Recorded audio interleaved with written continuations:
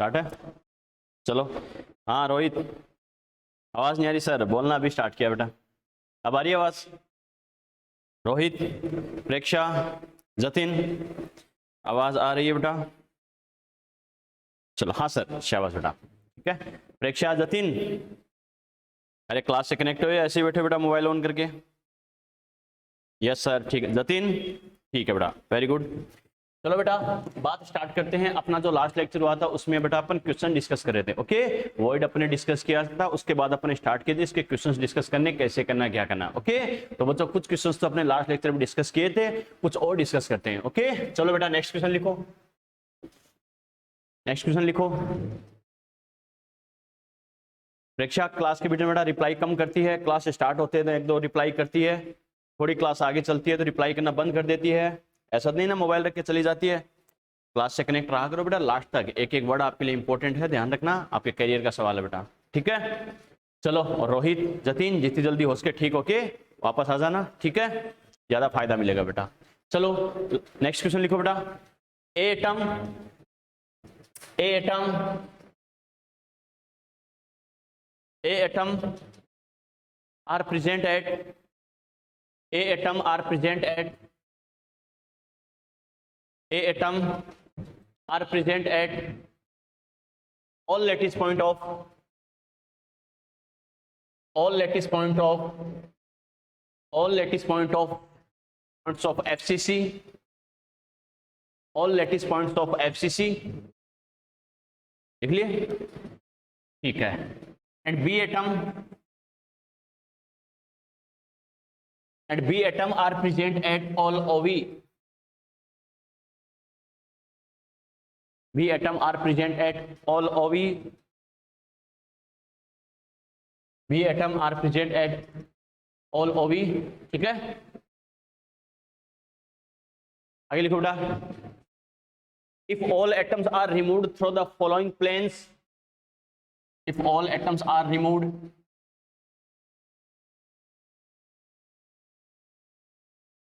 if all atoms are removed through the following planes,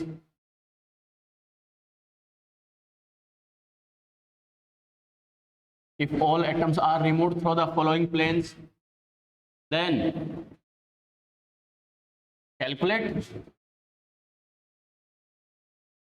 the formula of compound.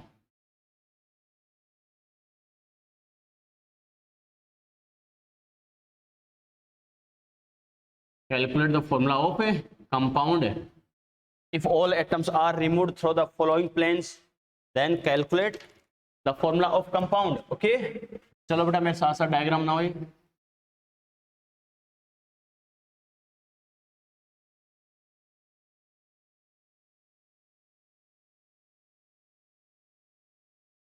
ये जो red colour है बेटा ये प्लेन दे रखा जिसके रेस्पेक्ट में एटम को रिमूव कर रहा है, ओके।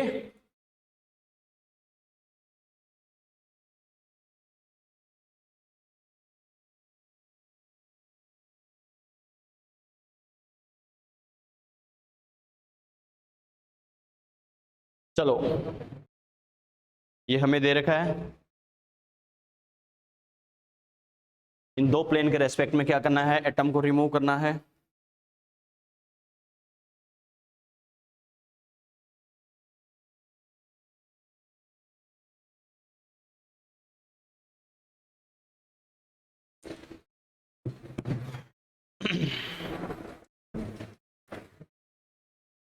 डायग्राम बना लिया बेटा,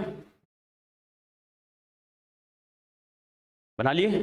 चलो बेटा बात करते हैं कैसे करना क्या करना, समझना इस चीज को बेटा। देखो नॉर्मली क्या करेंगे, सबसे पहले बच्चे को आइडिया होना चाहिए, जो पीछे हमने कॉन्सेप्ट पढ़े थे बेटा वो 1 बाय 1 इसमें यूज होंगे। जैसे बोल रहा है वैसे करते जाओ बेटा। देखो ए एटम तो क्या बोल रहा है, एफसीसी में बोल रहा है, क्लियर है। इसका मतलब हमारे पास दो टाइप के एटम है, एक तो है ए, एक है बी। ए को मैं डॉट से रिप्रेजेंट कर रहा हूँ, बी को क्या करेंगे होल से रिप्रेजेंट कर रहा हूँ बेटा, ओके। ए कहां पर बोल रहा है, एफसीसी, तो एफसीसी में जहां जहां एटम होता है वहां पर ए को रिप्रेजेंट कर दो बेटा। एफसीसी में हमें पता है एटम कहां कहां होता है, कॉर्नर पर होते हैं, तो ये लो बच्चों कॉर्नर पर एटम बना दिए, कॉर्नर पर, ठीक है, ये तो कॉर्नर पर हो गए। इसके अलावा कहां पर होते हैं बेटा, फेस सेंटर, तो फेस सेंटर पर बना दो। हमें पता है ये समथिंग क्या होगा, अपर साइड वाला फेस सेंटर होगा, ये लोअर साइड वाला, ये राइट साइड वाला, ये लेफ्ट साइड वाला, ये फ्रंट साइड वाला, और ये होगा बैक साइड वाला, यस और नो। इस टाइप से हमें पता है बच्चों फेस सेंटर पर भी एटम होंगे या नहीं होंगे, होंगे बच्चों, क्लियर है, ठीक है।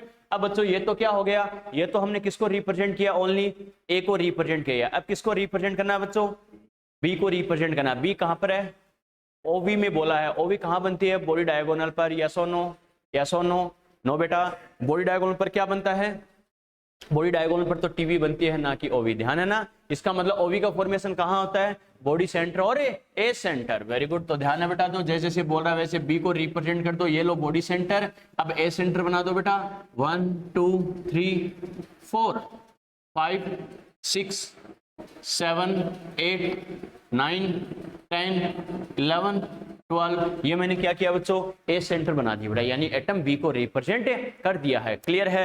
अब हमें देखना है बच्चों, देखो ये तो अपनी कंडीशन के अकॉर्डिंग स्ट्रक्चर थी।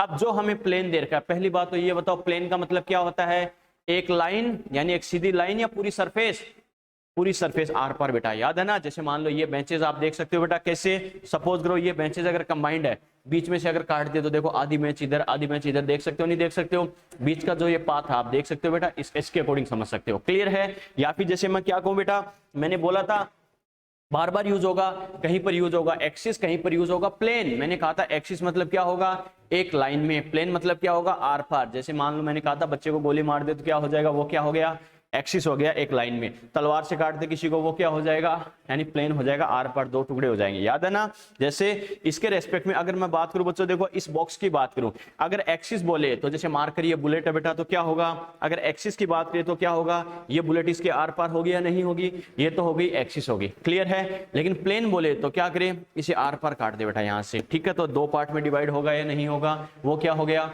प्लेन हो जाएगा बेटा, क्लियर है, ठीक है। अब ये बताओ जैसे जैसे ये बोल रहा है उसके अकॉर्डिंग कौन कौन से एटम रिमूव होंगे बच्चों, ये बताओ। ये वाला एटम रिमूव होगा या नहीं होगा, यस और नो, ये वाला रिमूव होगा, ये वाला, ये भी रिमूव होगा, ये वाला, ये भी रिमूव होगा, ये वाला, ये वाला, ये वाला, ये वाला, ये वाला, ये वाला, और कोई सा आइटम, और कोई सा आइटम, वेरी गुड बेटा, ठीक है। ध्यान रखना बच्चों, देखो बोर्ड के, देखो इस डायग्राम के अकॉर्डिंग समझना, फिर क्लासरूम के अकॉर्डिंग भी समझाऊंगा। मैंने क्या कहा, ये जो प्लेन मैंने बनाया है थोड़ा आपको क्रॉस में जरूर शो हो रहा है, लेकिन एक्चुअल में ये प्लेन कैसा है बेटा, इस टाइप से समझना इस चीज को। जैसे मान लो ये लाइन हो गई, ये लाइन हो गई, ये लाइन हो गई, ये लाइन होगी, तो ऐसे इसके 4 पार्ट हो गए या नहीं हो गए, यस और नो, क्लियर है। ऐसा कोई प्लेन है तो इसमें कौन कौन से एटम रिमूव होंगे समझना बच्चों, हमें पता है ऐसा कोई प्लेन होगा तो ये बताओ बेटा, इसके जो एज के सेंटर पर होंगे, देखो ये वाले जो एज है बेटा, जैसे मान लो इस टाइप के प्लेन पर जो आएंगे, ये वाले साइड वाले एज की बात नहीं कर रहा हूं मैं, इधर और इधर वालों की, इनकी बात नहीं कर रहा हूं, कौन से एज की बात कर रहा हूं, ये जो इस प्लेन में है, क्लियर है। तो ये वाला ए सेंटर रिमूव होगा नहीं होगा, होगा। ये वाला ए सेंटर रिमूव होगा नहीं होगा, होगा बच्चों। ये वाला ए सेंटर रिमूव होगा नहीं होगा, होगा। ये वाला ए सेंटर रिमूव होगा या नहीं होगा, होगा बेटा, क्लियर है। इसका मतलब 4 तो क्या किया मैंने, ए सेंटर एटम को हटा दिया, 1 2 3 4, क्लियर है। अब ऐसा कोई प्लेन होगा तो हमें पता है ये वाला फेस सेंटर भी रिमूव होगा नहीं होगा, होगा। अपर साइड फेस सेंटर होगा, लोअर साइड फेस सेंटर होगा, फ्रंट साइड होगा और बैक साइड होगा बेटा, यस और नो।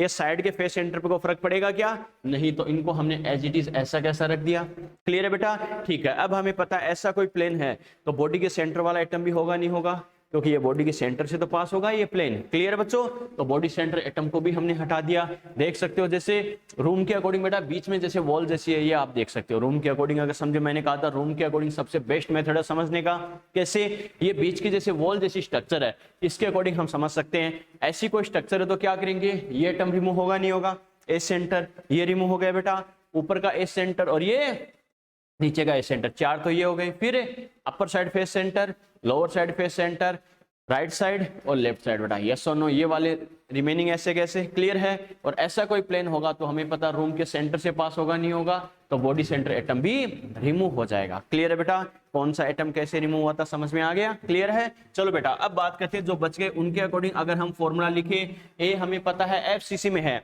एफसीसी में तो क्या कहेंगे, कॉर्नर और फेस सेंटर पर होता है। अगर ऐसा कोई बच्चों, देखो पहली बात तो एफसीसी में कॉर्नर वाला क्या होगा, 1/8, एक एटम, टोटल कितने कॉर्नर है, 8 कॉर्नर। हमें पता है ऐसे किसी प्लेन से कॉर्नर वाले एटम पर फर्क पड़ेगा क्या, नहीं बच्चों। तो क्या होगा, टोटल एटम प्रेजेंट है तो मल्टीप्लाई बाई 8, क्लियर है, ठीक है। प्लस अब हमें पता है इसके अलावा एफसीसी में एटम कहाँ होता है, फेस के सेंटर, तो फेस सेंटर वाला 1/2 मल्टीप्लाई बाई 6 कर दूंगा ना, तो 2 होगा बेटा, वेरी गुड, क्योंकि हमें पता है 4 फेस सेंटर एटम तो रिमूव हो चुके हैं, यस और no. Upper side, lower side, front side और बैक साइड, ये 4 फेस सेंटर एटम रिमूव हो चुके हैं, तो मल्टीप्लाई बाय क्या करूंगा, 2 करूंगा बेटा, क्लियर है, ठीक है। तो यहां से अपन देख सकते हैं बेटा 1, ये भी 1, यानी नंबर कितना आ गया, 2 आ गया, क्लियर है, ठीक है। बी की अगर हम बात करें बच्चों तो देखो क्या कह सकते हैं, बी कहां पर है, ओवी में है, जो जो हट गया उससे मतलब है क्या, नहीं, जो जो रिमेनिंग है उसके अकॉर्डिंग हमें क्या करना है, फॉर्मूला बनाना है बच्चों। तो देखो ओवी कहां बनती है, बॉडी सेंटर और एज सेंटर, बॉडी सेंटर वाला तो रिमूव हो चुका है तो इसकी तो कोई टेंशन ही नहीं है, इसको तो छोड़ दो। आगे बढ़े बेटा एज सेंटर वाला, एक एज सेंटर कितना पार्ट होता है यूनिट सेल में, 1/4, ठीक है, मल्टीप्लाई बाय 12 कर दूंगा ना, क्यों बेटा, बिल्कुल बेटा, देखो 1 2 3 4 एज सेंटर तो रिमूव हो चुके हैं, बाकी कितने बच गए, 8 बच गए बेटा, 1 2 3 4 5 6 7 8 बच गए, तो मल्टीप्लाई क्या कर दूंगा, 8 कर दूंगा, इन कितना हो गया, 2 हो गया। इनका सिंपल रेशियो ले तो फॉर्मूला अपन क्या लिख सकते हैं बेटा, A2 B2, या फिर क्या लिख सकते हैं, AB, समझ में आ गया, सिंपल रेशियो ले सकते हैं, क्लियर है। चलो बेटा इसमें अगर हम बात करें तो क्या कह सकते हैं, देखो एटम A और B, A को वही अपन डॉट से रिप्रेजेंट कर रहे हैं, B को होल से, A कहाँ है, FCC में है, FCC में जहां जहां एटम होते हैं वहां पर रिप्रेजेंट करो, तो कॉर्नर पर 1 2 3 4 5 6 7 8, ये तो कॉर्नर हो गए बेटा, ठीक है। FCC है तो इसका मतलब और कहाँ होंगे बच्चों, फेस सेंटर पर होंगे, नहीं होंगे, upper side, lower side, right side, left side, front side और back side face centre, yes और नो, क्लियर है। अब हमें पता है ये तो अपने क्या बना दिया, एटम ए को रिप्रेजेंट कर दिया। अब बच्चों बी कहाँ करना है, ओवी में है तो बॉडी सेंटर, और ए सेंटर पर तो ये लो बॉडी सेंटर पर कर दिया, क्लियर है। ए सेंटर पर क्या करेंगे, अपर साइड ये वाले एज हो गए, ये वाले हो गए बच्चों, ठीक है। लोअर साइड ए सेंटर की बात की तो समथिंग मान लो यहाँ होगा बच्चों, ठीक है। इस टाइप से कई सारे ए सेंटर, मैं जानबूझ के जो इस पर ना आए इसके अकॉर्डिंग बना रहा हूँ बच्चों, कैसे करना है, क्या करना, समझ में आ गया अपन ने कैसे किया है। देखो ऊपर वाले 4 एज 1 2 3 4 बना दिए, 1 2 3 4 नीचे वाले बना दिए, 1 2 3 4 ये साइड वाले बना दिए, क्लियर है बेटा, ठीक है। अब देखते हैं कौन कौन सा एटम रिमूव होता है, कौन सा नहीं होता। बच्चों देखो रेड कलर से जो अपने प्लेन बनाया उसके रेस्पेक्ट में हमें एटम को रिमूव करना है, तो ये बताओ ये वाला एटम रिमूव होगा नहीं होगा, होगा बच्चों, ठीक है। ये वाला एटम रिमूव होगा नहीं होगा, होगा। ये वाला एटम रिमूव होगा नहीं होगा, होगा बच्चों, ठीक है। ये वाला एटम रिमूव होगा नहीं होगा, ये भी होगा, ये वाला, ये वाला, ये भी होगा, क्लियर है, ठीक है। ये बताओ ये वाला जो एटम है ये रिमूव होगा नहीं होगा, होगा। ये वाला रिमूव होगा, ये वाला रिमूव होगा, इसके अलावा और कौन सा एटम रिमूव होगा, और कोई सा नहीं होगा बेटा। कैसे, एक्चुअल में ये प्लेन कैसा है, देखो सबसे ज्यादा टिपिकल ऐसे ही क्वेश्चन को समझना है, क्योंकि बच्चा प्लेन को क्रॉस में करता है और कंफ्यूज होता है, ओके समझना। देखो बेटा कैसे अपन ये प्लेन कैसे बनाया, ये मार्कर की पोजीशन देखना, ये मार्कर की पोजीशन देखना बेटा, अपन ने कैसे बनाया है। इसका मतलब इस एज से होता हुआ, क्या हुआ, इस एज से होता हुआ कोई प्लेन पास हो रहा है, इसके आर पार जा रहा है। इसके आर पार कैसे जाएगा बेटा, आर पार मतलब उस साइड से भी आप समझ सकते हो, ऐसे आर पार जा रहा है, समझ में आ रहा है मैं क्या बोल रहा हूँ, क्लियर है। इस प्लेन से मान लो क्या हो रहा है, इस एज से एक प्लेन होता हुआ इसके आर पार जा रहा है, आर पार जा रहा है, यहाँ से निकलेगा, समझ में आ गया। इसका मतलब इस प्लेन के रेस्पेक्ट में देखो कौन कौन से एटम रिमूव होंगे, समझना। ये बताओ, देखो मेरी दोनों फिंगर देखो बेटा, ये वाले ऊपर वाले दोनों कॉर्नर एटम रिमूव होंगे नहीं होंगे, होंगे बेटा। ये दोनों कॉर्नर एटम रिमूव होंगे नहीं होंगे। इस प्लेन पर जो जो आएंगे वो लपेटे में आ जाएगा, क्लियर है। कैसे, देखो 1 2 3 4 ये मैंने 4 कॉर्नर वाले हटा दिए, क्लियर है। अब देखो बेटा इस प्लेन के रेस्पेक्ट में बात करें, देखो मेरे हाथ की पोजीशन देखना अच्छे से बेटा, कैसे कर रहा हूं। ये एज वाला और ये एज वाला रिमूव होगा नहीं होगा, होगा बेटा। ये दो 1 2 ये अपने एज सेंटर एटम रिमूव कर दिए, क्लियर है, ठीक है। अब देखो बच्चों कैसे करना है, ऐसा अगर प्लेन जाएगा, ऐसा अगर प्लेन जाएगा तो ये बताओ ये वाला फेस सेंटर एटम रिमूव होगा या नहीं होगा, होगा बच्चों। ये मैंने ये सामने वाला फेस सेंटर एटम रिमूव कर दिया, क्लियर है। अब हमें पता है ऐसा कोई प्लेन जा रहा है, मैंने कहा प्लेन का मतलब आर पार इधर से जाएगा तो पीछे से भी पास होगा नहीं होगा, होगा बेटा। तो यहाँ भी जो फेस सेंटर एटम होगा पीछे की साइड फेस सेंटर वाला वो भी रिमूव होगा नहीं होगा, होगा बच्चों। ये कौन सा है, ये वाला, समझ में आ गया। और ऐसा कोई प्लेन अगर आर पार जाएगा तो ये बताओ बॉडी सेंटर एटम भी रिमूव होगा नहीं होगा? होगा बच्चों, समझ में आ गया, क्लियर है। और फिर देखो बॉक्स के अकॉर्डिंग तो समझ लिया, अब मैंने क्या कहा था, सबसे बेस्ट है रूम के अकॉर्डिंग समझना। ओके, जो बच्चे घर पे क्लास अटेंड कर रहे हैं बेटा वो भी समझना, रूम के अकॉर्डिंग इमेजिन करना। कैसे?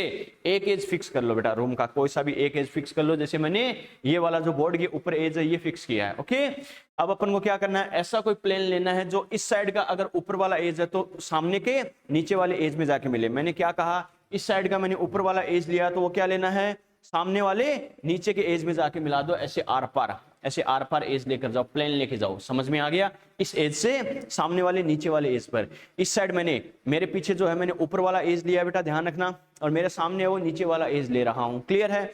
ऐसा कोई प्लेन है यानी आर पार, बस इसके अकॉर्डिंग समझ लेंगे। तो ऐसा कोई प्लेन होगा तो हमें पता है ये वाला ऊपर वाला, देखो हाथ की डायरेक्शन देखना, ऊपर मेरे पीछे जो कॉर्नर है इसका ऊपर वाला कॉर्नर एटम रिमूव होगा नहीं होगा? ये कॉर्नर एटम भी रिमूव होगा क्योंकि प्लेन आर पार जाएगा, यस और नो। तो ये दो कॉर्नर वाले हो गए। ऐसा प्लेन आर पार जाएगा तो सीधी सी बात देखो, ऐसा प्लेन अगर जाएगा तो ये दोनों कॉर्नर वाले एटम चले गए, यस और नो। इनके बीच में एज सेंटर एटम होगा, वो भी रिमूव होगा नहीं होगा? होगा बेटा। फिर ऐसा प्लेन जा रहा है, ऐसा प्लेन जा रहा तो नीचे वाले एज में मिल गया, तो सामने वाले नीचे वाले एज के दोनों कॉर्नर एटम चले गए, एक एज सेंटर एटम चला गया, यस और नो? चला गया बेटा। और ऐसा अगर प्लेन आर पार जाएगा तो ये बताओ साइड वाले फेस के सेंटर से होता हुआ जाएगा नहीं जाएगा? जाएगा बेटा। तो साइड वाले दो फेस सेंटर एटम भी चले गए, क्लियर। लेकिन ऐसे प्लेन की वजह से ये बताओ ऊपर वाला फेस सेंटर, नीचे वाला, सामने वाला और पीछे वाला, इस फेस सेंटर पर कोई फर्क पड़ेगा क्या? नो बेटा, सिर्फ दो साइड वाले फेस सेंटर पर फर्क पड़ेगा। समझ में आ गया, क्लियर है बेटा। यही मैंने किया है, क्या 1 2 3 4 ये दो फेस सेंटर ऐसे कैसे छोड़ दिए, क्लियर है बेटा। ठीक है, अब तो कैसे करना समझ में आया। जो बच्चे ऑनलाइन क्लासेस अटेंड कर रहे हैं बेटा, कोई भी समझ में नहीं आए कुछ भी बात तो पूछ लेना, दोबारा समझा देंगे। ओके, पूरी कोशिश कर रहे हैं ऑनलाइन वाले बच्चे भी इस बात को समझ के, लेकिन ऑफलाइन में थोड़ा सा समझना इजी रहता है बेटा इस चीज को, सर कैसे बता रहे हैं। ओके, चलो बेटा देखो कैसे करना, क्या करना। इसका मतलब एक ही अगर हम बात करें तो मेरा कहने का मतलब क्या है, कौन सा एटम रिमूव होगा, ये सर समझ में आ रहा है, वेरी गुड बेटा। तो क्या कहा, देखो बेटा एक कौन कौन सा एटम रिमूव होगा, कौन सा रिमूव नहीं होगा, ये बात समझ में आ गई, क्लियर। प्रेक्षा, जतीन, बात समझ में आई बेटा, यस और नो? प्रेक्षा, जतीन, बात समझ में आई बेटा? ठीक है, तो देखो बेटा कैसे करना है। अब अपन ने क्या कहा, ए का नंबर देखो बेटा कौन कौन सा होगा, कैसे होगा, समझना इस चीज को। तो कैसे करना, देखो ए हमें पता है एफसीसी में था, यानी कॉर्नर और फेस सेंटर, क्लियर है। इसका मतलब ए का नंबर देखे तो कॉर्नर वाले कितने हट गए, 4 हट गए, कितने बच गए,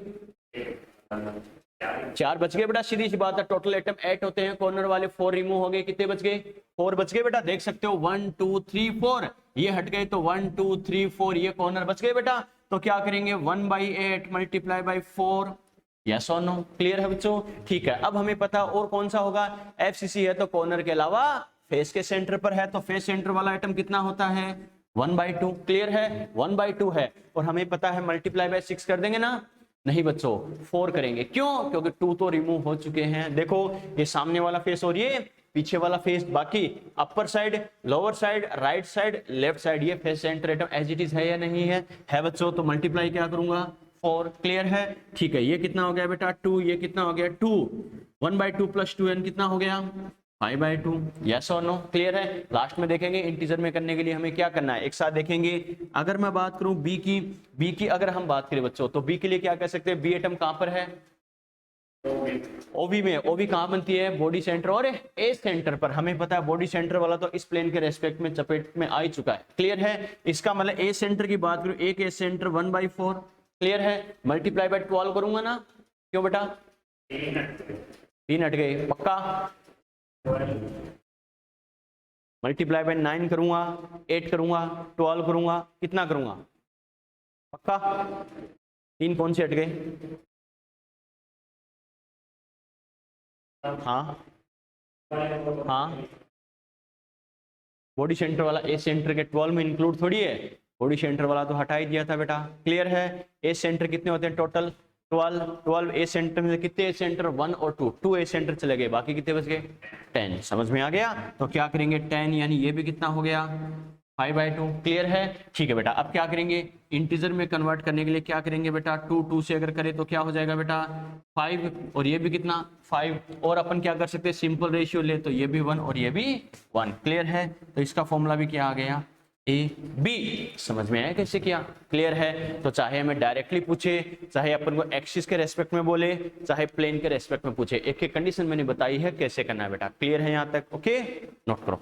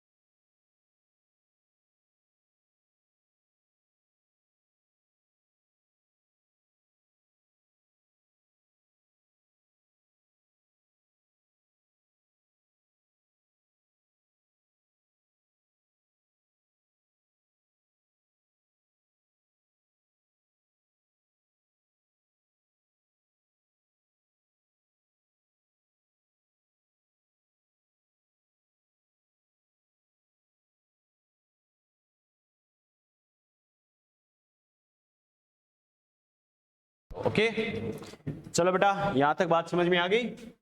चलो अपन में घुमा फिरा के इसके फॉर्मूले वाले तो कई सारे क्वेश्चंस अपन ने डिस्कस किए हैं, लेकिन वॉइड से रिलेटेड बेटा एक क्वेश्चन एग्जाम में पूछा जा चुका है, वो डायरेक्टली वॉइड पर कैसे क्वेश्चन आया हुआ है उसकी बात करते हैं बेटा। ओके, एग्जाम का नाम जरूर लिख लेना बेटा, एएमयू।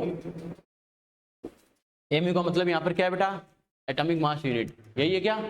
अलीगढ़ मुस्लिम यूनिवर्सिटी। ओके, एक बात हमेशा ध्यान रखना बच्चों, अगर नीट के लेवल पर अगर बात करें तो बाकी एग्जाम में तो नो डाउट लॉलीपॉप क्वेश्चन आते हैं। नीट के लिए अगर बात करें, बच्चे को कॉन्सेप्ट आता है, फॉर्मूला आता है, तो उसे दिमाग लगाने की जरूरत नहीं है, सिर्फ पेन चलाना है। क्लियर है?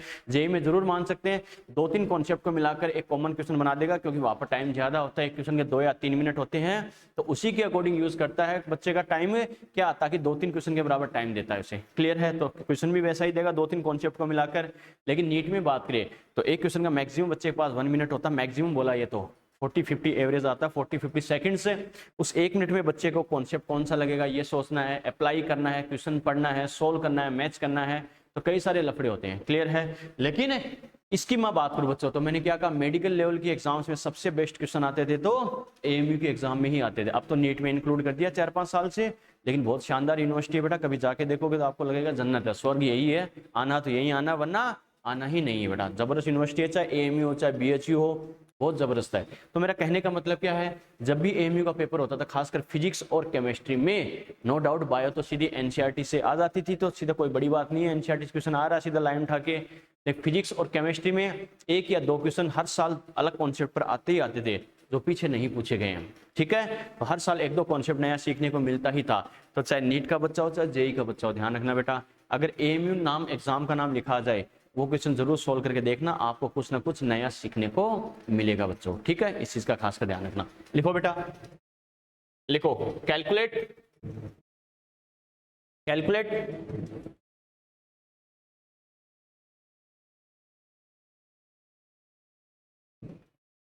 calculate the total number of voids, calculate the total number of voids, calculate the number of total voids, calculate the number of total voids, calculate the number of total voids in HCP structure, calculate the number of total voids in HCP structure,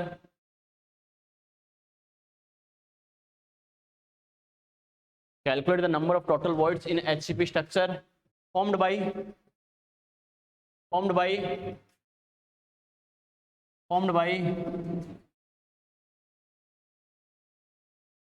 formed by 0.5 mole of formed by 0.5 mole of a compound formed by 0.5 mole of a compound।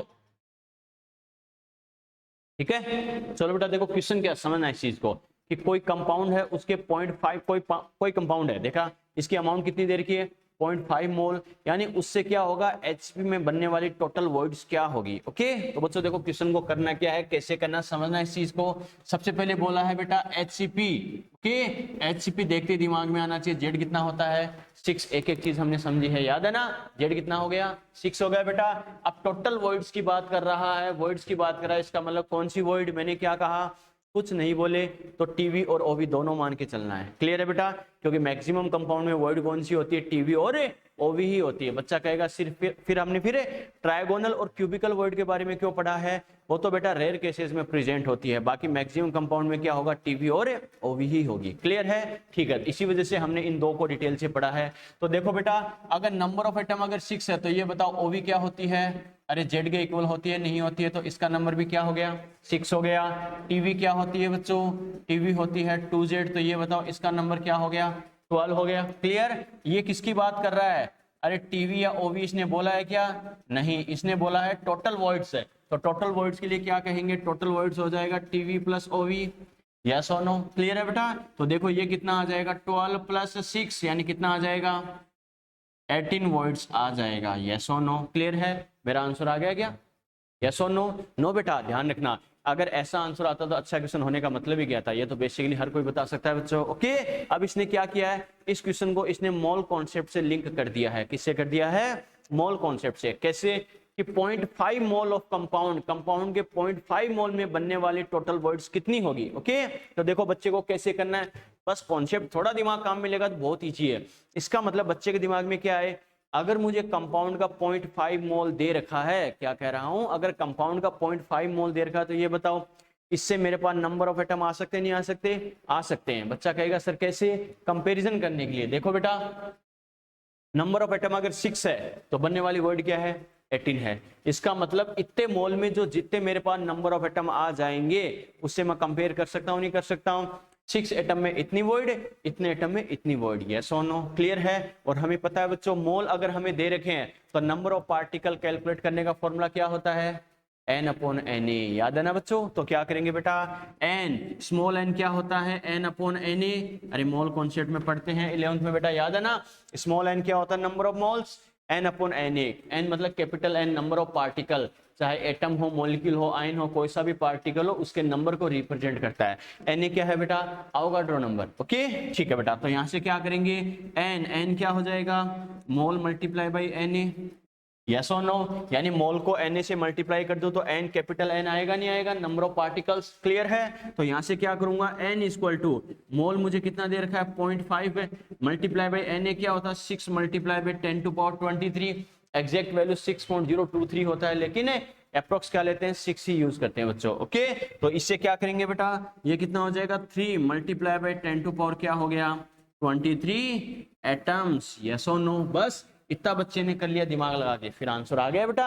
अब अपन क्या कह सकते हैं, देखो mathematically compare कैसे कर सकते हैं, चूंकि यू की लगा के बेटा, क्या चूंकि नंबर ऑफ एटम 6 है तो वर्ड्स इतनी है, तो यू की नंबर ऑफ एटम इतने होंगे तो वर्ड इतनी हो जाएगी। क्लियर है बच्चों, तो क्या लिखेंगे क्योंकि 6 atoms equal to 18 voids, short में लिख रहा हूं बेटा, समझ रहे हो ना, नंबर ऑफ एटम इतने हैं तो नंबर ऑफ वर्ड्स इतनी है, टाइम पास की जरूरत है क्या नहीं, 6 एटम इतनी वर्ड्स, तो यू की 1 एटम इक्वल टू क्या होगा 18/6 यानी 3 वर्ड्स, यस और नो। क्लियर, लेकिन मुझे 1 एटम के रेस्पेक्ट में करना है क्या नहीं, कंपाउंड के 0.5 मोल यानी इनडायरेक्टली इतने एटम के लिए। क्लियर है, तो क्या लिखेंगे फिर से क्या लिखेंगे 3 multiply by 10 to power 23 atoms अगर हो तो वर्ड्स क्या हो जाएगी 3 multiply by 3 multiply by 10 to power 23 voids, समझ में आ गया बेटा।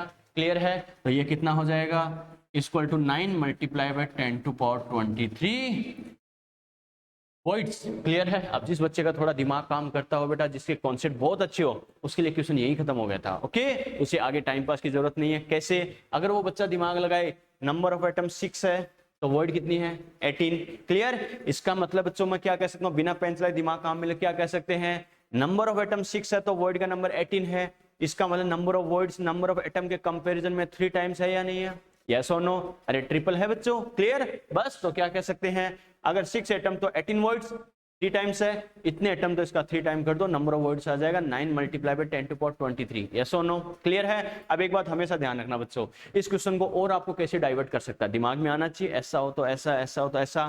कैसे? अगर मुझे टोटल वॉइड्स पूछा है तो क्या आ जाएगा, ये मेरा आंसर है। क्लियर है? टोटल वॉइड बोला तो टीवी और ओवी दोनों के रेस्पेक्ट में मुझे कंसीडर करना है। क्लियर है? ओनली टीवी बोले तो क्या करना है, ओनली टीवी बोलता तो हमें पता है जेड अगर 6 है तो ओनली टीवी कितना है 12, यानी इसका डबल आंसर आता। यस और नो? ओनली ओवी बोलता तो इसके इक्वल आंसर आता नहीं आता? आता। तो ये ध्यान रखना, क्वेश्चन को पूरा पढ़ना है, रट के नहीं रखना। सर ने ऐसा क्वेश्चन करवाया था, टीवी ओवी दोनों का सम करके कंपेयर किया था, खुद दिमाग लगाना है, कंडीशन क्या दे रखी है। ओनली टीवी बोले तो नंबर ऑफ एटम का डबल करेंगे, ओनली ओवी बोले तो नंबर ऑफ एटम का इक्वल कर देंगे। क्यों करेंगे? एक एक कंडीशन हमने समझी है, याद है ना। टोटल टीवी बोला है तो आपको टीवी और ओवी, टोटल वॉइड की बात करें तो टीवी और ओवी दोनों को इंक्लूड करके आंसर देना है। समझ में आ गया? क्लियर है बेटा? कोई डाउट यहां तक? यस और नो? जतिन, प्रेक्षा, रोहित, कोई आंसर बेटा? कोई डाउट यहां तक? यस और नो? नोट करो बेटा।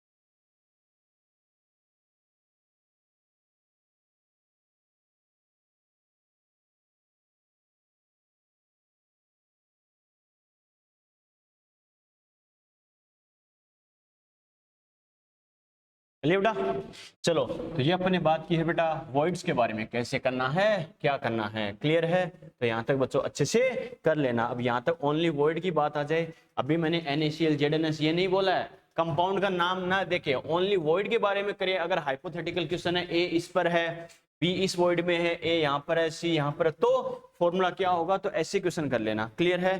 बच्चा कहेगा सर अगर नाम दे रखे ऐसी स्ट्रक्चर है NaCl ZnS जिसमें मैक्सिमम वही क्वेश्चन आते हैं, उसकी बात करते हैं। अगर ऐसा दे रखा हो तो क्या करना है। ओके चलो बेटा, चैप्टर का एक और इंपॉर्टेंट पार्ट स्टार्ट करते हैं अपन। हेडिंग लिखो बेटा, पैकिंग इन आयनिक सॉलिड्स।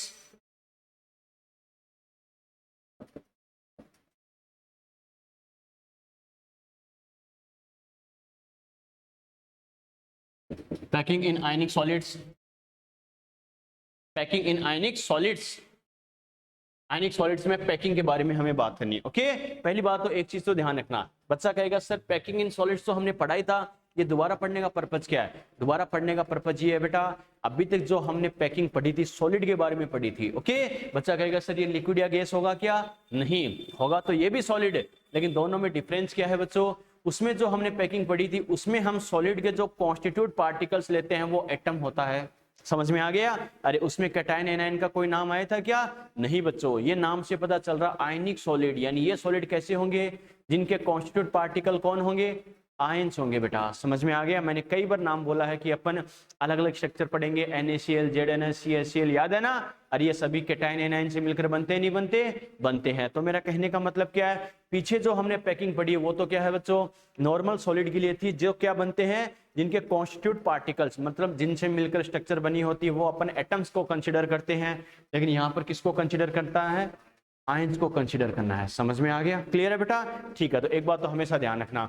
अब क्या कहेंगे, हाँ उससे कुछ ज्यादा डिफरेंट नहीं है बेटा, माइनर डिफरेंस जरूर है। मैंने क्या कहा, उससे जो पढ़ा था अपन ने, अब इसके बारे में जो बात करेंगे माइनर डिफरेंस है, वो डिफरेंस क्यों है वो भी मैं बताऊंगा, डिफरेंस क्या है वो भी हम बात करेंगे, लेकिन कॉन्सेप्ट वही है, उसी को मॉडिफाइड करके हमें स्टडी करनी है। बात समझ में आ गई बेटा? ओके, कैसे करना क्या करना, चलो बात करते हैं। तो सबसे पहले मैं कह सकता हूं क्या, ionic solids have packing of different type atoms, yes और no, because cation and anion have different size.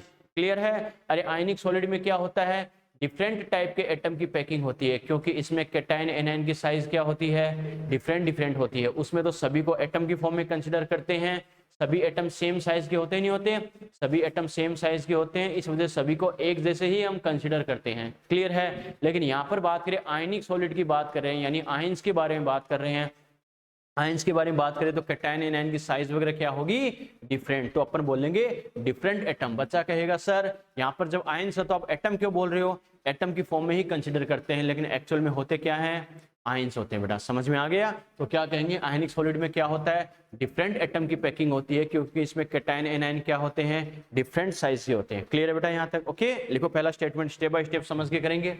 लिखो, आयनिक solids have ionic solids have packing of different types atom. Ionic solids have packing of different type atoms. Ionic solid have packing of different type atoms.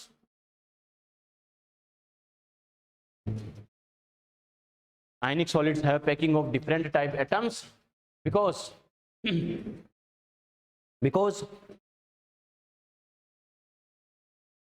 cations and anions have different size, because cation and anion have different size, cation and anion have different size. Clear है बेटा? ठीक है, ये तो अपने बात की बेटा पहला स्टेटमेंट। क्लियर है? अगला स्टेटमेंट सुनना, इन आयनिक सॉलिड्स, इधर ध्यान दो, in ionic solids packing of big ion is more important. मैंने क्या कहा, आयनिक सॉलिड्स में क्या होता है, बड़े आयन की पैकिंग क्या होती है, ज्यादा इंपॉर्टेंट होती है। ओके, बच्चा कहेगा सर इसका रीजन क्या है, इसका रीजन ये होता है बच्चों, क्या, in ionic solids, in ionic solid big ion generally anion, मैंने क्या बोला है, जनरली एनायन है, in ionic solids big ion यानी generally anion occur in close packing.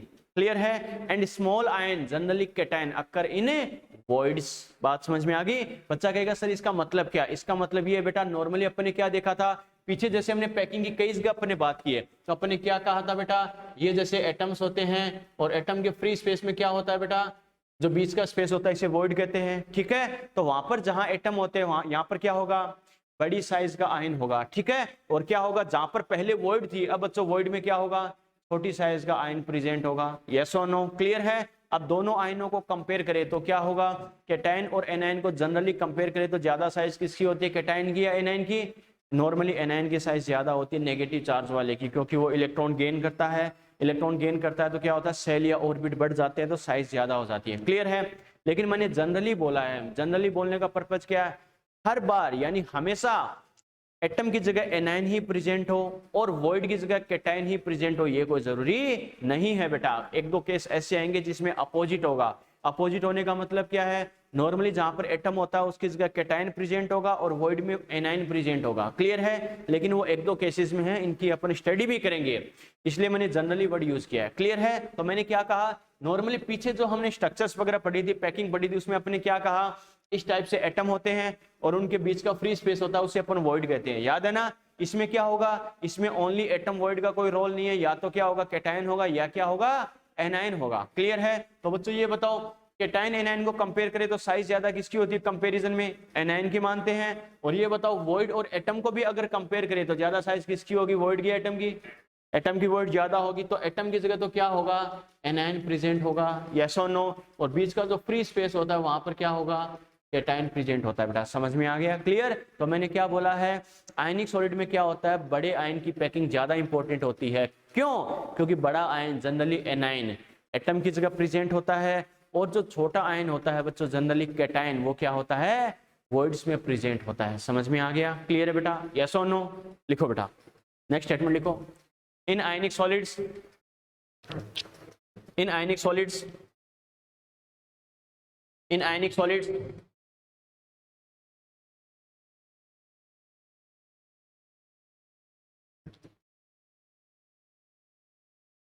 in ionic solids, packing of big ion, packing of big ion in ionic solids, packing of big ion is more important, packing of big ion is more important in ionic solids, packing of big ion is more important because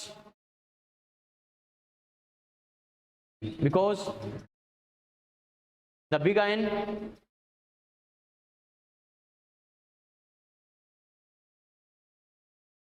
bracket में लिखना generally anion, the big ion यानी generally anion, generally anion लिख लिया bracket में। Occur in close packing, occur in close packing and the small ion and the small ion and the small ion bracket में लिखो बेटा generally cation, small ion generally cation, occur in voids,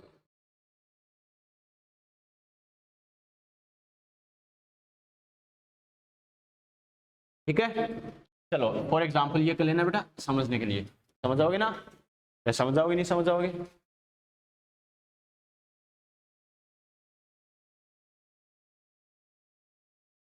occur in close packing का मतलब समझ रहे हो ना बेटा, जहां पर एटम होता है वहां पर आयन होगा, यानी anion negative.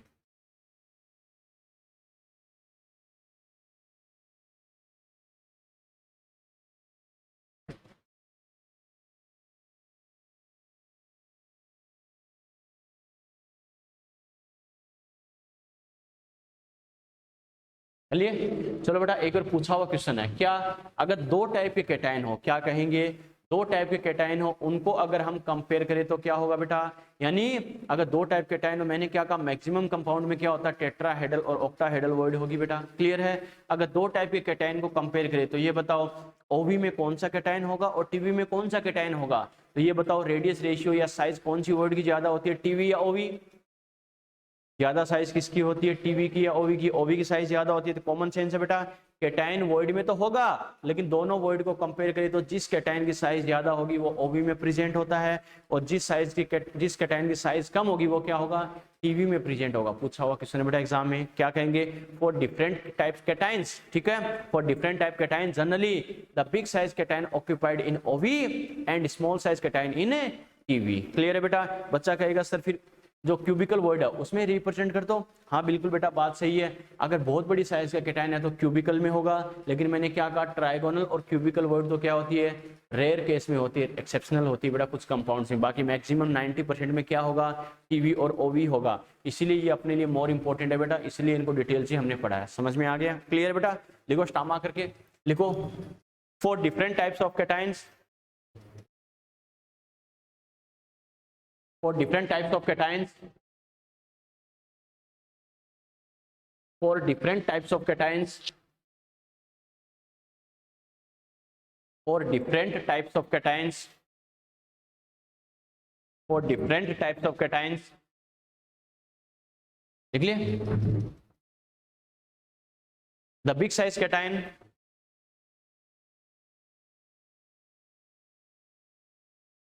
the big size cation occupied in OV, the big size cation occupied in OV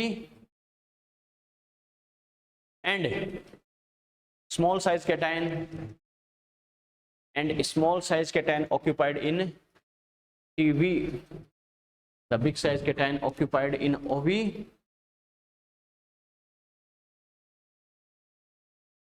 and small size cation occupied in TV.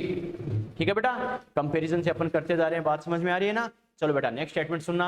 Normally क्या करेंगे बेटा, अपने डिस्कस किया था कोऑर्डिनेशन नंबर के बारे में, याद है ना, कोऑर्डिनेशन नंबर क्या होता है, कैसे होता है। मैंने क्या कहा था, कॉन्सेप्ट तो वही रहेगा, उसे थोड़ा सा मॉडिफाइड करके हमें स्टडी करनी है। ओके, तो क्या कहेंगे बच्चों, कोऑर्डिनेशन नंबर के बारे में क्या कहते हैं। नॉर्मली कोऑर्डिनेशन नंबर के लिए अपने क्या कहा था, the number of nearest neighbour atoms of same distance called as coordination number. Clear है बेटा, यानी क्या कहेंगे, सेम डिस्टेंस वाले जो नियरेस्ट नेबर एटम होते हैं वही क्या होता है, कोऑर्डिनेशन नंबर बोला जाता है। क्लियर है, लेकिन यहाँ पर एटम की बात करेंगे या आयंस की, आयंस की, ध्यान रखना आयंस की बात कर रहा है तो दो टाइप के आयन हो गए, कैटायन और एनायन, यानी पॉजिटिव नेगेटिव। क्लियर है, तो ये ध्यान रखना, यहाँ पे जो कोऑर्डिनेशन नंबर डिसाइड किया जाता है वो अपोजिट आयन के नंबर से किया जाता है।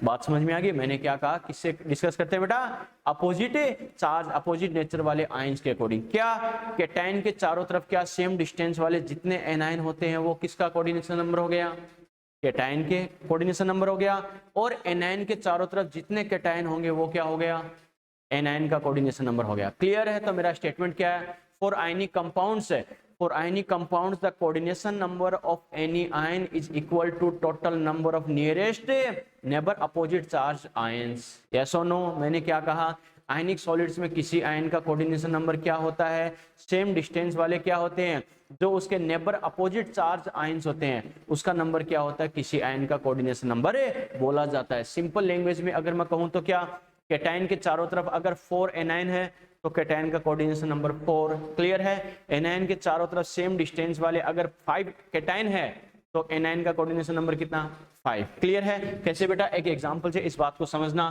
फॉर एग्जांपल जैसे मैं ये लिखूं बेटा, समझने के लिए मैंने लिखा जैसे A+, ये मैंने लिखा बेटा A+। क्लियर है, चलो इसके चारों तरफ मान लो मैंने ये बना दिया B-, B-, B-, B-। Clear है बेटा, ठीक है, और ये B के चारों तरफ मैं बना रहा हूं बेटा जैसे A+, A+। क्लियर है, समझ सकते हो बेटा बात को, ठीक है। अब ये बताओ A+ का कोऑर्डिनेशन नंबर कितना होगा, A+ का कोऑर्डिनेशन नंबर कितना होगा, A+ आयन का कोऑर्डिनेशन नंबर कितना होगा, कितना होगा बेटा, 4, क्योंकि A+ के चारों तरफ B कितने हैं वो हमें चेक करना है। क्लियर है, तो A+ के चारों तरफ 1 2 3 4 4 भी है तो इसका कोऑर्डिनेशन नंबर क्या, 4। क्लियर है, B- की अगर बात करो इसका कोऑर्डिनेशन नंबर डिसाइड करना है तो ये भी 4 हो जाएगा ना। नो बच्चों, इसके चारों तरफ A+ का नंबर कितना है, वो इसका कोऑर्डिनेशन नंबर 1 2 3, तो इसका कोऑर्डिनेशन नंबर कितना, 3। समझ में आ गया मेरा कहने का मतलब क्या है। क्लियर बेटा, तो क्या कहेंगे, for ionic solids the coordination number of any ion is equal to total number of nearest opposite charge ions. काम खत्म। क्लियर है, लिखो बेटा, for ionic solids, for ionic solids, for ionic solids the coordination number of any ion, for ionic solids the coordination number of any ion is equal to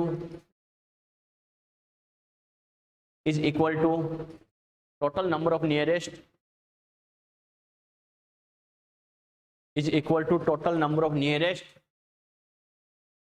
is equal to total number of nearest opposite charge ions, is equal to total number of nearest opposite charged ions। ठीक है बेटा, ये जटिल संरचना बना लो, बना लोगे क्या, बन जाएगी, लवीस, रोहित, प्रेक्षा, जतिन, बन जाएगी बेटा।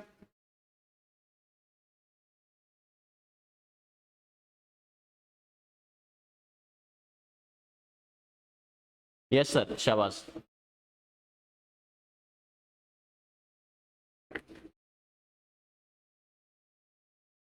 हाँ तुम बीमार तो हो और स्ट्रक्चर थोड़ी टिपिकल है बेटा, मुश्किल है समझना, लेकिन फिर भी कोशिश करना, ठीक है, जरूर बनेगी। लिख लिए, चलो बेटा एक चीज और ध्यान है, नेक्स्ट कॉन्सेप्ट डिस्कस करते हैं इसका बच्चों। क्या नॉर्मली क्या करेंगे, आयनिक सॉलिड्स में क्या होता है, आयंस के नंबर का रेशियो और कोऑर्डिनेशन नंबर का रेशियो मे बी सेम और डिफरेंट। मैंने क्या कहा, आयनिक सॉलिड्स में क्या होगा, जो नंबर ऑफ आयंस का रेशियो होता है और कोऑर्डिनेशन नंबर का रेशियो क्या हो सकता है, सेम भी हो सकता है और डिफरेंट भी हो सकता है। ओके, कैसे होता है बेटा, इस बात को समझते हैं। जैसे फॉर एग्जांपल एक बात समझो बच्चों, देखो कैसे नॉर्मली, जैसे फॉर एग्जांपल मैं क्या कर रहा हूं, जैसे ये अपन बोल रहे हैं कैसे types of compounds, types of solid, या जैसे मैं बोल दूं टाइप्स ऑफ सॉलिड, कैसा सॉलिड है। क्लियर है, ठीक है, एक कॉलम जैसे मैं ये बना रहा हूं, दूसरा मैं बोल रहा हूं बच्चों ratio of number of ions,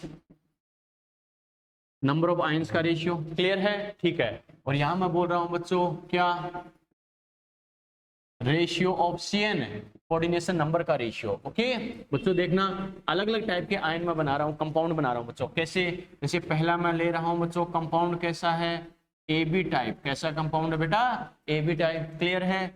number two में क्या बोलेंगे, AB2 टाइप। नंबर थर्ड में मैं बोल रहा हूँ बच्चों A2B टाइप। और नंबर 4 में मैं बोल रहा हूँ AB3 टाइप। और नंबर 5 में मैं बोल रहा हूं A2B3 टाइप। बात समझ में आ गई, क्लियर है। देखते हैं बच्चों इनके लिए नंबर ऑफ आयंस का रेशियो और number of ratio coordination number क्या होता है। ओके देखते हैं बच्चों। देखो पहली बात तो ये बताओ, AB, ध्यान रखना ये अलग अलग टाइप के कंपाउंड है। मैंने बोला टाइप्स ऑफ सॉलिड या टाइप्स ऑफ कंपाउंड। ये क्या है, AB का मतलब क्या है, जो भी अपन कंपाउंड लिखेंगे उसमें पहले वाला क्या करेगा, केटाइन को रिप्रेजेंट करेगा। किसको करेगा बेटा, केटाइन को रिप्रेजेंट करेगा। और बाद वाला क्या करेगा, एनायन को रिप्रेजेंट करेगा। इस बात का ध्यान रखना। ओके इसका मतलब जितने भी कंपाउंड लिखे उनमें A क्या करेगा, केटाइन को, और B क्या करेगा, एनायन को। क्लियर है। कैसे बच्चों, A+B-। इसका मतलब ये बताओ ratio of number of ions कितना हो गया, अरे 1:1 है या नहीं है। A+ कितना है बच्चों 1, B- भी कितना है 1, तो ratio of number of ions कितना है 1। क्लियर है, ठीक है। AB2, ये बताओ आयंस का रेशियो क्या होगा। अरे किसी भी कंपाउंड के टुकड़े टुकड़े करते हैं तो बेटा क्या बनेगा, A+2 2B-। इसका मतलब A का नंबर ऑफ एटम 1 है तो आयन भी 1 बनाएगा, B का नंबर ऑफ एटम कितना है 2 तो आयन भी 2 ही बनाएगा। सीधी सी बात है बच्चों। तो क्या करेंगे 1:2, यहाँ पे आयन के नंबर का रेशियो क्या हो गया 1:2। क्लियर है। ये बताओ यहाँ पर आयन के नंबर का रेशियो क्या होगा 2:1, तो क्या करूंगा बेटा 2:1। क्लियर है। यहाँ बताओ A+ का नंबर कितना है 1, B- का नंबर कितना है 3, तो क्या करूंगा बेटा 1:3। यहाँ बताओ A+ का नंबर कितना है 2, B- का कितना 3, तो क्या करूंगा 2:3। यहां तक बात समझ में आ गई, क्लियर है बच्चों। चलो अब बात करते हैं रेशियो ऑफ कोऑर्डिनेशन नंबर। बच्चों देखो पहले हमने कोऑर्डिनेशन नंबर का कॉन्सेप्ट समझा बेटा, क्या यानी कोऑर्डिनेशन नंबर ये बताओ दोनों आयन के लिए एक ही टाइप से डिसाइड कर सकते हैं क्या, नहीं बेटा। हाँ मीनिंग वही है, केटायन के चारों तरफ जितने एनायन होंगे सेम डिस्टेंस वाले वो केटायन का कोऑर्डिनेशन नंबर, और एनायन के चारों तरफ जितने केटायन होंगे वो एनायन का कोऑर्डिनेशन नंबर। देखते हैं बच्चों कैसे करना है। देखो अगर A+ का नंबर 1 है, मैंने क्या कहा A+ का नंबर 1 है, इसका मतलब क्या करेगा 1 A+B- को कवर करेगा, और जितना A+B- को कवर करेगा वही तो क्या होगा B- का कोऑर्डिनेशन नंबर। यस और नो, क्लियर है। इसका मतलब B- का कोऑर्डिनेशन नंबर कितना 1, क्लियर है। और B- का नंबर कितना है 1। इस चीज को अच्छे समझ लेना बेटा, काम आएगा बार बार। देखो बेटा मैंने क्या कहा B- का कोऑर्डिनेशन नंबर, B- का नंबर कितना हो गया 1, तो 1 B- है तो क्या करेगा 1 B- A+ को कवर करेगा, वही तो क्या होगा A+ का कोऑर्डिनेशन नंबर। तो कितना हो गया बेटा 1 ही हो गया, ये भी यस और नो, क्लियर है। यहाँ देखो B- का नंबर कितना है 2, इसका मतलब 2 B- क्या करेंगे A+ को कवर करेंगे, जितने B- A+ को कवर करेंगे वही तो A+ का कोऑर्डिनेशन नंबर होगा, यानी A+ का कोऑर्डिनेशन नंबर 2। यस और नो, क्लियर है। A+ का नंबर कितना है 1, इसका मतलब 1 A+ क्या करेगा B- को कवर करेगा, और वही तो क्या होगा B- का कोऑर्डिनेशन नंबर। क्लियर है बेटा, ओके। चलो ये देखो B- का नंबर कितना है 1, इसका मतलब 1 B- A+ को कवर करेगा, जितना B- A+ को कवर करेगा वही तो A+ का कोऑर्डिनेशन नंबर होगा। इसका मतलब क्या लिखूंगा A+ का कोऑर्डिनेशन नंबर 1, A+ का नंबर कितना है 2, इसका मतलब 2 A+ B- को कवर करेंगे, वही तो क्या होगा B- का कोऑर्डिनेशन नंबर। क्लियर है बेटा, ठीक है। यहाँ देखो B- का नंबर कितना है 3, इसका मतलब 3 B- क्या करेंगे A+ को कवर करेंगे, वही तो क्या होगा A+ का कोऑर्डिनेशन नंबर, यानी कितना हो जाएगा 3। क्लियर है। A+ का नंबर कितना है बच्चों 1, इसका मतलब 1 A+ क्या करेगा B- को कवर करेगा, और वही तो क्या होगा B- का कोऑर्डिनेशन नंबर। क्लियर है। चलो B- का नंबर कितना है 3, इसका मतलब 3 B- क्या करेंगे A+ को कवर करेंगे, वही तो क्या होगा A+ का कोऑर्डिनेशन नंबर। क्लियर है। और देखो A+ का नंबर कितना है 2, यानी 2 A+ क्या करेंगे B- को कवर करेंगे, यही तो क्या होगा B- का कोऑर्डिनेशन नंबर। समझ में आ गया, यस और नो, क्लियर है बेटा। तो मेरा कहने का मतलब क्या है बच्चों, देखो ratio of number of ions तो आपको कंपाउंड को देख के पता चल जाएगा, लेकिन रेशियो ऑफ CN यानी कोऑर्डिनेशन नंबर का रेशियो क्या होता है वो थोड़ा सा आपको दिमाग काम में लेना पड़ेगा, और एक ट्रिक दिमाग में सेट है तो दिमाग काम में लेने की भी जरूरत नहीं है। मैं एक स्टेटमेंट बोल सकता हूँ, क्या कॉन्सेप्ट वही दिमाग में रखना है, ए प्लस का जितना नंबर होगा वो बी माइनस का कोऑर्डिनेशन नंबर, बी माइनस का जितना कोऑर्डिनेशन नंबर होगा वही ए प्लस का कोऑर्डिनेशन नंबर। यस और नो? ठीक है, नंबर ऑफ आयन से आप कोऑर्डिनेशन नंबर डिसाइड कर सकते हो एक दूसरे की। क्लियर है बेटा? ठीक है, एक ट्रिक अगर मैं बोलना चाहूँ तो बोल सकता हूँ क्या, the ratio of Cn will opposite of ratio of number of ions. Yes और नो? कोऑर्डिनेशन नंबर का रेशियो क्या होगा, आयंस के नंबर का जो रेशियो है उसका अपोजिट हो जाएगा। कैसे बच्चों? यहाँ पे तो 1:1 है तो सीधा 1:1 कर दो, यहाँ पे 1:2 है तो सीधा क्या कर दो 2:1, 1:3 है तो सीधा क्या कर दो 3:1, और 3:1 है तो सीधा 1:3 कर दो, 2:3 है तो सीधा क्या कर दो 3:1। इसका रीजन क्या है ये मैंने समझा ही दिया, समझ में आ गया? यस और नो? क्लियर है? तो मैंने क्या कहा, आयनिक सॉलिड्स के लिए आयंस के नंबर का रेशियो और कोऑर्डिनेशन नंबर का रेशियो सेम भी हो सकता है, डिफरेंट भी हो सकता है, डिपेंड करेगा कि टैन और एनाइन किस रेशियो में प्रेजेंट है स्ट्रक्चर के अंदर। क्लियर है बेटा? लिखो, स्टेटमेंट लिखो for ionic solids, for ionic solids, for ionic solids the ratio of number of ions, for ionic solid the ratio of number of ions and ratio of Cn of ions, ratio of number of ions and ratio of Cn of ions, Cn समझ रहे हो ना short में, may be same or different, may be same or different, may be same or different। Okay, कैसे होगा बेटा? For example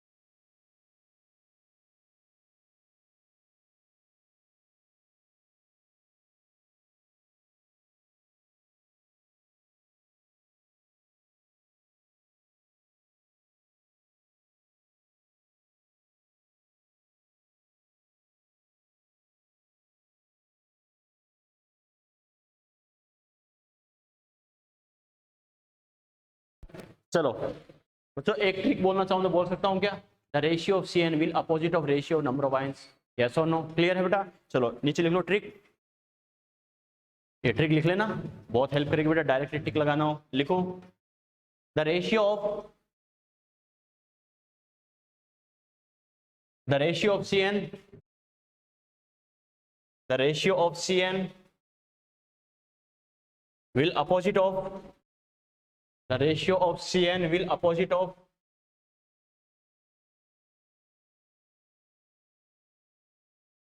the ratio of Cn will opposite of ratio of, the ratio of Cn will opposite of ratio of number of ions। Directly कर देना, जो आपके पास ion के number का ratio आ रहा है उसका अपोजिट कर दोगे तो आपके पास क्या आ जाएगा, कोऑर्डिनेशन नंबर का रेशियो आ जाएगा बेटा। क्लियर है? चलो बच्चों देखो, मैंने क्या कहा था, रटने की जरूरत नहीं बच्चों, देखो कॉन्सेप्ट के अकॉर्डिंग वैसे वैसे करना है। नेक्स्ट कॉन्सेप्ट अपने काम क्या आएगा इसके बारे में, पैकिंग एफिशिएंसी का। क्या पूछेगा बेटा? पैकिंग एफिशिएंसी हमें कैसे करना है, क्या करना है, समझना इस चीज को बच्चों। देखो पैकिंग एफिशिएंसी, नॉर्मल स्ट्रक्चर में अपने क्या कहा था, यानी पैकिंग एफिशिएंसी का मतलब क्या होता है, टोटल एरिया या वॉल्यूम का कितना पार्ट एटम से कवर होता है। यस और नो? तो अपन ने क्या कहा था, अगर 3D की बात करें तो कुछ नहीं बोले तो वॉल्यूम में करेंगे बेटा, चल के 2D बोल रहा है तो अपन क्या करते हैं, एरिया से करते हैं। तो क्या करेंगे, अगर एटम से करें तो अपन ने क्या कहा था, volume of atoms upon volume of unit cell. Yes और नो? अरे याद है ना? लेकिन यहाँ पर एटम होंगे या आयंस होंगे, आयंस लेंगे, तो टोटल क्या करेंगे, volume of ions upon volume of unit cell. Clear है बेटा? तो क्या लिख सकते हैं अपन, टोटल वॉल्यूम ऑफ है, total volume of ions upon क्या करेंगे, बिल्कुल बेटा वॉल्यूम ऑफ यूनिट सेल और मल्टीप्लाई बाय क्या करेंगे 100। बात समझ में आई। अब इसी कॉन्सेप्ट के अकॉर्डिंग बच्चों देखो अपन फॉर्मूला बनाएंगे कैसे करना क्या करना। मैंने कहा जैसे रटने की जरूरत नहीं है, उसी के कंपैरिजन में अपन याद रखेंगे। ओके, तो कैसे करेंगे बेटा समझना इस चीज को। तो पैकिंग एफिशिएंसी इक्वल टू, अब हमें पता है टोटल वॉल्यूम ऑफ आयंस है, आयंस का वॉल्यूम लेना हमें पता पूरी स्ट्रक्चर में कैटायन एनायन कितना वॉल्यूम कवर कर रहे हैं वो अपॉन यूनिट सेल का volume.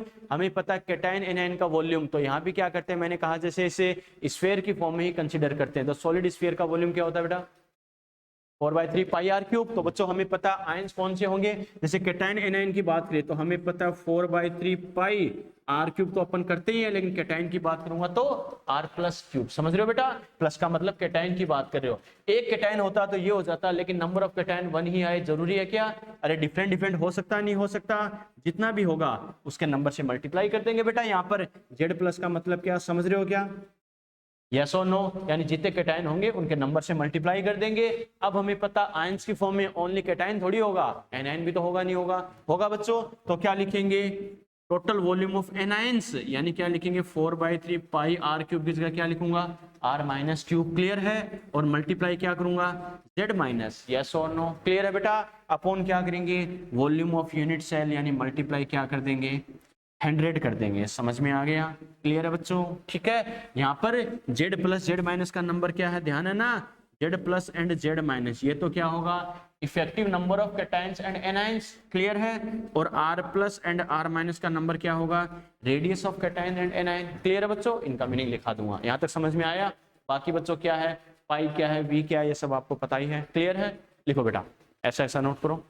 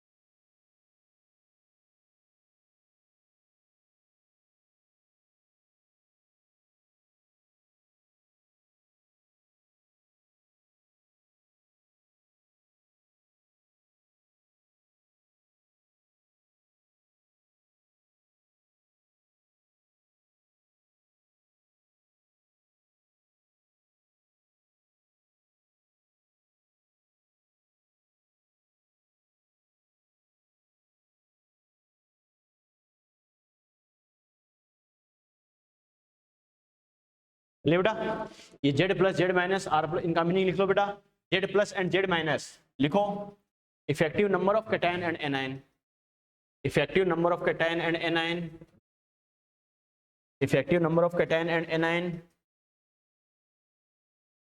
Effective number of cation and anion. ठीक है? R plus and r minus के लिए लिखो, r plus and r minus के लिए लिख लो। क्या लिखेंगे बच्चों radius of cation and anion. Clear है? Radius of cation and anion, radius of cation and anion. Clear है बेटा? यहां तक बात ठीक है? चलो बेटा तो ये अपन ने बात की कैसे करना क्या करना। एक चीज और देखना, मैंने क्या कहा था बच्चों, उसी के कंपैरिजन में याद रखना ताकि रटना नहीं पड़े। ओके चलो बेटा देखो आपको ध्यान है तो नॉर्मली अपन ने एक वर्ड काम में लिया था अपन ने रेडियस रेशियो, यस और no.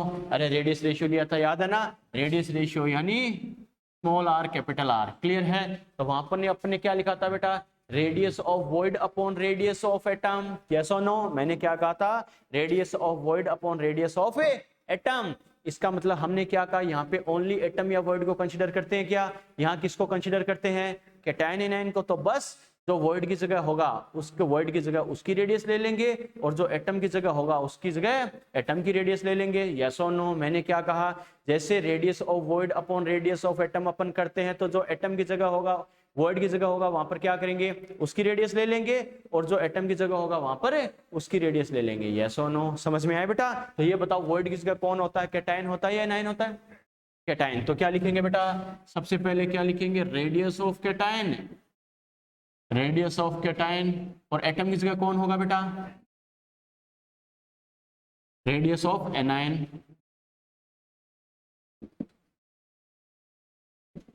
Radius of anion. Clear है बेटा? ठीक है। और इसको अपन क्या लिखेंगे, आर प्लस, हमें पता है अपॉन आर माइनस, लेकिन ये कंडीशन ध्यान रखना कब काम में लेना है, if r plus less than r minus, ये ध्यान रखना। क्लियर है बेटा? चलो एक चीज और ध्यान रखना, हमें पता है हमेशा वॉइड में, इधर ध्यान दो, हमेशा वॉइड में क्या होगा, कैटायन ही प्रेजेंट हो। जरूरी है क्या? नहीं। मैंने क्या कहा, एक दो एग्जांपल हमें ऐसे मिलेंगे, बच्चा कहे कौन सा, जैसे अपन पढ़ेंगे CF2 में कैटायन क्या होता है, Ca+2, वो वॉइड में प्रेजेंट होता है। सीधी सी बात है, कंपैरिजन में जिसकी साइज कम होगी वही क्या होगा, वॉइड में प्रेजेंट होगा। क्लियर है बेटा? तो क्या करेंगे, अगर एनायन की साइज कम है तो एनायन वॉइड में आ जाएगा, कोई दिक्कत नहीं है। तो क्या लिखेंगे, जो वॉइड में आएगा तो वॉइड की जगह उसी की रेडियस ले लेंगे। तो रेडियस ऑफ एनायन, क्या कहा, रेडियस ऑफ एनायन अपॉन क्या करेंगे बेटा, रेडियस ऑफ कैटायन। यस और नो? क्लियर है? एनायन की रेडियस मतलब क्या करेंगे, आर माइनस, कैटायन मतलब क्या, आर प्लस। और ये कंडीशन कब काम में लेंगे, if r minus very very less than r plus. Yes और नो? समझ में आए बेटा? तो ये खासकर तुम्हें ध्यान रखना है बच्चों। क्लियर है? चलो बेटा पेन कॉपी छोड़ो, समझते रहना। ये तो हो गया बेटा इनकी रेडियस के बारे में, ओके, समझते जाना। अब बच्चों ध्यान रखना, नॉर्मल अगर आयनिक सॉलिड होता है उसके लिए तो हम क्या लेते हैं, एग्जैक्ट रेडियस रेशियो लेते हैं। मैंने क्या कहा, नॉर्मल सॉलिड होता है उसके लिए एग्जैक्ट रेडियस रेशियो लेते हैं। एग्जैक्ट रेशियो लेते हैं क्यों, क्योंकि हमें पता है एटम्स की साइज क्या होती है, फिक्स होती है, तो रेशियो भी फिक्स आ जाता है। क्लियर है? यहां पर किसकी बात कर रहे हैं बच्चों, कैटायन और एनायन। और ये बताओ अलग अलग आयनिक कंपाउंड्स में अलग अलग कैटायन एनायन होते हैं, तो ये बताओ सभी की साइज सेम आती है क्या, नहीं। तो यहाँ पर रेडियस रेशियो की एग्जैक्ट वैल्यू आएगी क्या, यहाँ पर आएगा रेडियस रेशियो रेंज। मैंने क्या कहा, रेंज का मतलब ही क्या होता है, यहां से लेकर यहां तक, यानी इसके बीच की वैल्यू आ सकती है। आ गया समझ में? जैसे मैं कहूं बेटा किसी बच्चे का रिजल्ट आए कि सर मान लो मेरा स्कोर मान लो मेरा जो रिजल्ट आ रहा है वो 10 ग्राम आ रहा है, और कोई बच्चा अप्रोक्स अगर करे वो क्या करेगा, सर 8 से 12 के बीच में आ रहा है समथिंग, यानी उसने रेंज बताई है। समझ में आ गया? तो यहाँ पर एग्जैक्ट रेडियस रेशियो ना लेके क्या लेते हैं, रेडियस रेशियो रेंज लेते हैं बेटा। ओके, कैसे लेते हैं समझना बेटा। तो नेक्स्ट पॉइंट में क्या कह रहा हूं बच्चा, समझना इस चीज को, रेडियस रेशियो रेंज समझते जो, बहुत इंपॉर्टेंट है बेटा। रेडियस रेशियो रेंज क्या होगी बेटा, समझना। सबसे पहले अगर मैं बोलूं जैसे वॉइड्स, कौन सी वॉइड है बेटा, ओके, वॉइड की मैं बात कर रहा हूं। फिर मैं बोलूं बेटा कोऑर्डिनेशन नंबर, ठीक है, और यहां पर मैं लिख रहा हूं रेडियस रेशियो रेंज। यस और नो? क्लियर है बेटा? ठीक है। अब ये बताओ कौन कौन सी वॉइड हमने पढ़ी थी बच्चों। नंबर वन पे हमने कौन सी पढ़ी, ट्राइगोनल। क्लियर? नंबर 2 पे कौन सी पढ़ी हमने, टेट्राहेड्रल। बिल्कुल बेटा, टेट्राहेड्रल। नंबर 3 पे हमने कौन सी पढ़ी बेटा, बिल्कुल ऑक्टाहेड्रल। और नंबर 4 पे कौन सी पढ़ी हमने, क्यूबिकल। बोर्ड पे आ तो रहा है ना, बाउंड्री के बाहर तो नहीं गए ना, नहीं बेटा। ठीक है बच्चों, ये बताओ इन वर्ड्स के लिए कोऑर्डिनेशन नंबर क्या आया था सीक्वेंस से, 3, 4, 6, 8, जितने एटम्स मिलकर बनती है वो कोऑर्डिनेशन नंबर। ठीक है। रेडियस रेशियो रेंज क्या होती है उसका तरीका बाद में बताऊंगा, पहले बच्चे को एग्जैक्ट आइडिया होना चाहिए कि इसके लिए रेडियस रेशियो क्या होता है। तो बच्चों सीक्वेंस से मैंने कहा था, याद है ना, इसके लिए कितना होता है 0.155, इसके नेक्स्ट के लिए कितना होता है 0.225, इसके लिए कितना होता है 0.414, इसके लिए कितना होता है 0.732। क्लियर है? अब रेंज बतानी है, रेंज बतानी है मतलब एग्जैक्ट वैल्यू तो नहीं होगी, इससे लेकर कहां तक होगी, तो ये ध्यान रखना बेटा, याद रखने का इजी तरीका, खुद से लेकर नेक्स्ट वाली वैल्यू तक। मैंने क्या कहा, खुद से लेकर नेक्स्ट वाली वैल्यू तक। ओके बेटा, तो कैसे क्या कहेंगे, यानी खुद से लेकर नेक्स्ट वाली वैल्यू क्या है 0.225।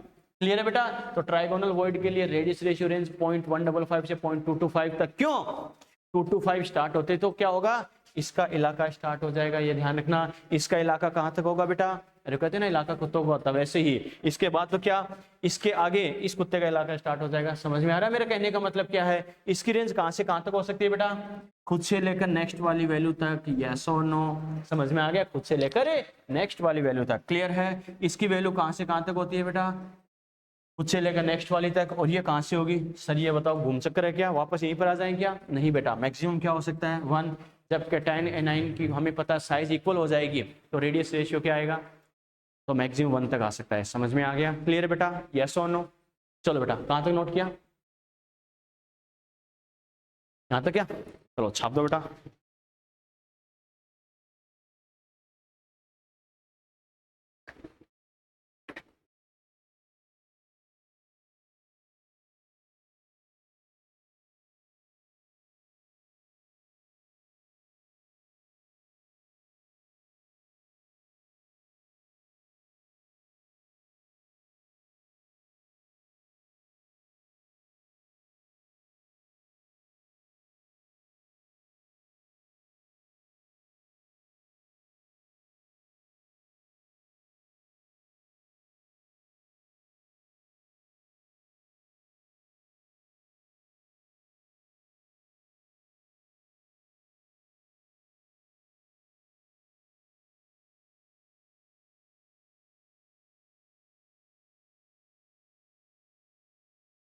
चलो बेटा, यहां तक बात समझ में आई ना?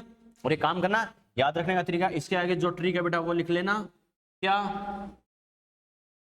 खुद से लेकर, अंग्रेजों समझ जाओगे ना, खुद से लेकर नेक्स्ट वैल्यू तक, काम खत्म। यह क्या आएगी? रेडियस रेशियो की रेंज आ जाएगी। समझ में आ जाएगा बेटा? यस और नो? क्लियर बेटा? इधर ध्यान दो बच्चों, इधर देखो। ये बच्चों मैंने अलग अलग टाइप के क्रिस्टल स्ट्रक्चर के जो अपन बेसिक कॉन्सेप्ट है वो सारे मैंने बताए हैं ताकि आपको रटना नहीं पड़े। नेक्स्ट लेक्चर में अपन अलग अलग टाइप के स्ट्रक्चर्स पढ़ेंगे बेटा। NaCl type, ZnS type, CaCl type, CaF2, Na2 और Ab2O4 टाइप है। ठीक है, ये कॉन्सेप्ट बताने का पर्पज क्या था? बच्चे को रटना नहीं पड़े सर 1:3, 3:4, 4:5, 5:4, ये सब कैसे कर दिया? ऐसे कर दिया बेटा। समझ में आ गया? अब तो कर सकते हो ना? क्लियर है? चलो इसको आगे अच्छे से रिवाइज करना बेटा। कल इसके अलग अलग स्ट्रक्चर्स अपन पढ़ेंगे जो अपने लिए बहुत इंपॉर्टेंट है बेटा। क्लियर है? बाकी बात करेंगे। इसके क्वेश्चंस अभी मत करना, नेक्स्ट लेक्चर में इसके क्वेश्चंस तक हो जाए उसके बाद इसके क्वेश्चन सोल्व करना। क्लियर बेटा? Okay bye. अभी जस्ट 1 मिनट बाद आपकी फिजिक्स की क्लास स्टार्ट होगी। ठीक है बेटा? ओके।